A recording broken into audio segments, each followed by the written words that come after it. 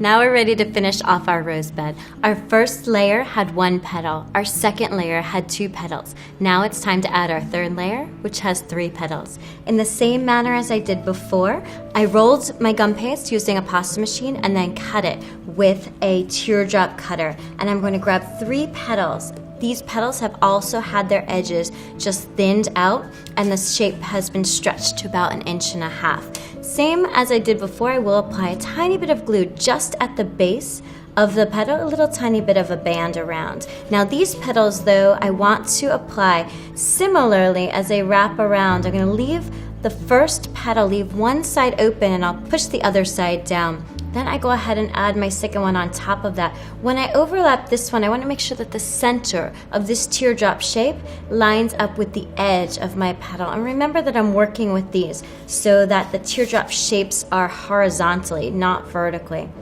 I'm going to push that one down, and then I add my third petal. My third petal goes on top of the second one, but I do need to make sure that I tuck it back underneath that first one. Then I can pinch at the bottom to make sure that these are all adhered. When I look at it from the top, I do want to make sure that these petals go around, essentially in a circle shape. Now, if I wanted to, I can leave this overnight to dry and then continue adding petals in a different manner to create a full rose bud, or I can leave this as a bud and then add a calyx to finish it off. So I've rolled and cut with gum paste, green gum paste this time for my calyx, and I've pinched around the edges. I've cut this with a calyx cutter. If I go ahead and pierce my wire through the center and slide it all the way up, I can attach a tiny bit of glue here, all the way on each of the 5 little fingers, and then pull that up in order to finish it off, adding a beautiful calyx so that it looks like a real flower.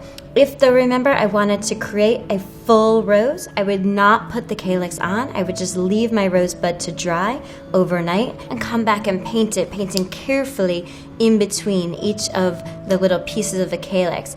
If though I wanted to turn it into a full rose, I would not add the calyx at this point, just leaving my 3 petals to dry overnight, and then with a different technique, we would continue adding petals to create a full flower.